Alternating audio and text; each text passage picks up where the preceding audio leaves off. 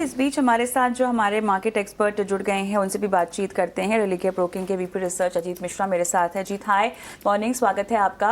और हमने मैनेजमेंट से बातचीत की है यहाँ पर पीएनबी हाउसिंग की, और उन्होंने काफ़ी ऑप्टिमिस्टिक तस्वीर और जितने भी चैलेंजेस फिलहाल दिखाई दे रहे थे लास्ट तिमाही में उनसे आगे बढ़ने की ही बात कही है। ये बताइएगा, जो बातचीत आपने भी सुनी है, जो सार निकल कर आ रहा है टेक्निकली चार्ट्स पर, न्यू फ्रेश बाइंग और जो खरीदारी में है ऑलरेडी, उन दोनों के लिहाज से आप क्या सलाह देंगे?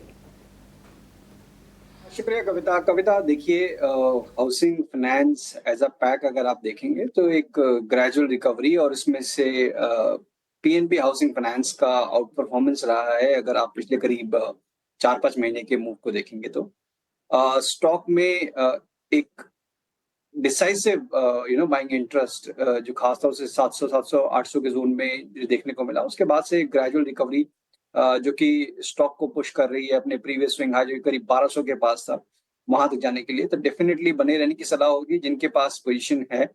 फ्रेश बाइंग के लिए थोड़ा सा, क्योंकि आज ये 6.5-7% ऑलरेडी ऊपर है, थोड़ा सा डिप मिलता है अगर 1020 1030 की रेंज में, तो एक अच्छी बाइंग अपॉर्चुनिटी होगी 950 के स्टॉप लॉस के साथ 1200 के पोजिशनल टारगेट्स के लिए।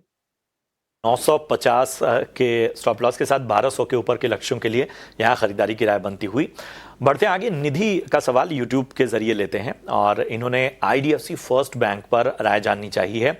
473 शेयर इनके पास हैं और इनकी बाइंग प्राइस 83 की है। काफ़ी ऊपरी स्तरों की खरीदारी। अजीत जी, आईडीएफसी फर्स्ट बैंक को अगर हम देखें तो एक वक्त पे जो है वो रिटेल इन्वेस्टर्स की बड़ी पसंद का शेयर हुआ करता था।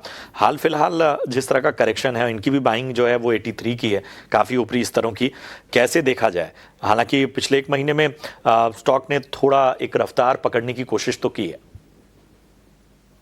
बिल्कुल प्रशांत, देखिए यहाँ पे एक डिसाइसिव जो ट्रेंड नेगेटिव साइड पे जो कि शुरू हुआ था सितंबर 2023 में जब रिकॉर्ड हाइज बने थे, उसके बाद से ग्रेजुअल डिक्लाइन जिसने स्टॉक को ऑलमोस्ट 50% आपका रिट्रेस करवा दिया, मींस फ्रॉम 100 टू 50।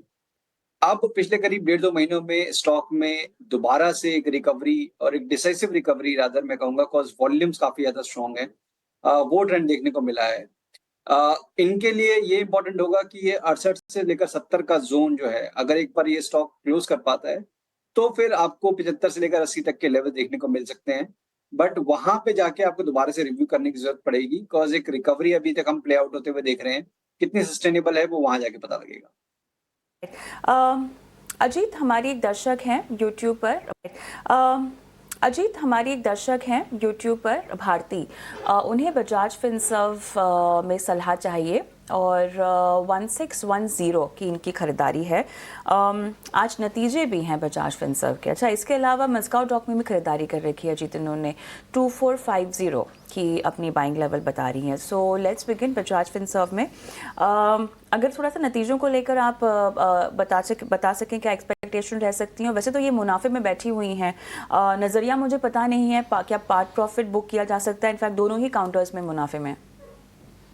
बिल्कुल कविता, देखिए ये अच्छी बात है कि इन्होंने जो स्टॉक्स में जहाँ पे बाइंग की है वो अपने रिकॉर्ड हाइस के पास हैं, और अर्निंग का डेफिनेटली एक है कि अर्निंग से पहले काफी स्ट्रांग मूव आया है बजाज फिनसर्व में, तो थोड़ा बहुत यहाँ पे कंसोलिडेशन प्रॉफिट टेकिंग देखने को मिल सकती है। तो अगर इनका नजरिया शॉर्ट टर्म का है तो एक 1990 का एक स्टॉप लॉस जरूर मेंटेन करें, और अगर थोड़े से लंबे टाइम के लिए वेट कर सकते हैं तो 1950 मेरे हिसाब से एक क्लोजिंग बेसिस पे एक स्टॉप लॉस होना चाहिए।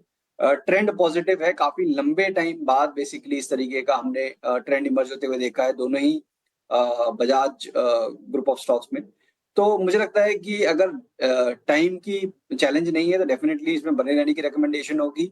ऊपर पे करीब 2400-2500 के लेवल्स अगर आ जाते हैं 3-6 महीने में तो I will not be surprised. वहीं पे मजगांव डॉक, देखिए ये भी स्पेस में अपने आउट परफॉर्म कर रहा है, मींस स्टॉक अपने रिकॉर्ड हाइस पे आ गया है, आज नए हाइस बने हैं स्टॉक में।